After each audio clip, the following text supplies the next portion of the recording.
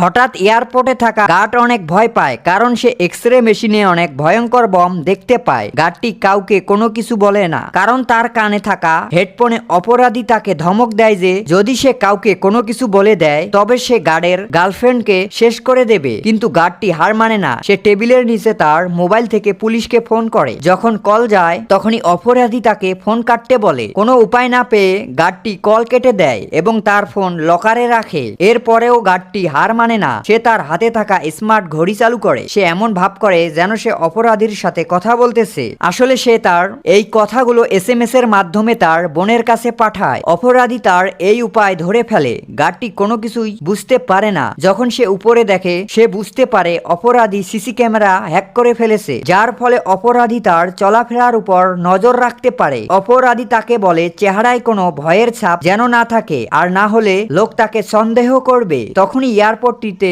মাইকের শব্দ হয়, আর সেই শব্দ গার্ড তার হেডফোনে শুনতে পায়। গার্ড বুঝতে পারে অপরাধী তার আশেপাশেই আছে। অপরাধীকে ধরার জন্য গার্ড তার কথার সাথে কথা মিলিয়ে যায়। অপরাধী তাকে বলে 10 মিনিট পর তার সাথী একটি লাল রঙের ব্যাগ নিয়ে সেখানে আসবে। গার্ড যেন সেই ব্যাগ বের করে দেয়। গার্ড অপরাধীর আশেপাশে ছোট বাচ্চার কান্নার শব্দ শুনতে পায় এবং অপরাধী কিছু খাইতেছিল। গার্ড মেশিন থামায় এবং সামনে তাকায়। সেখানে সে একটি বাচ্চাকে কান্না করতে দেখে আর একজন লোককেও দেখতে পায়। সুযোগ বুঝে গার্ড একজন যাত্রীর সাথে তর্ক করে। তখনই সেখানে একজন পুলিশ আসে। গার্ড তাকে কোনো কিছু লিখে, যা আলো ছাড়া দেখা যায় না। পুলিশ তা দেখতে পায়। গার্ড ভাবে এইবার সবকিছু ঠিক হবে। যখনই সে সামনে তাকায় সে দেখতে পায় অপরাধী সেখানে নেই। পুলিশ যখন সেখান দিয়ে যাইতেছিল অপরাধী তাকে ইনজেকশন দেয়। 1 মিনিট পর পুলিশ সেখানেই মারা যায় আর অপরাধী সেই কাগজ নিয়ে চলে যায়। অপরাধী গার্ডটির দিকে তাকায়। এইবার গার্ডের কোনো উপায় ছিল না। তখনই অপরাধীর সাথে ব্যাগ নিয়ে সেখানে আসে।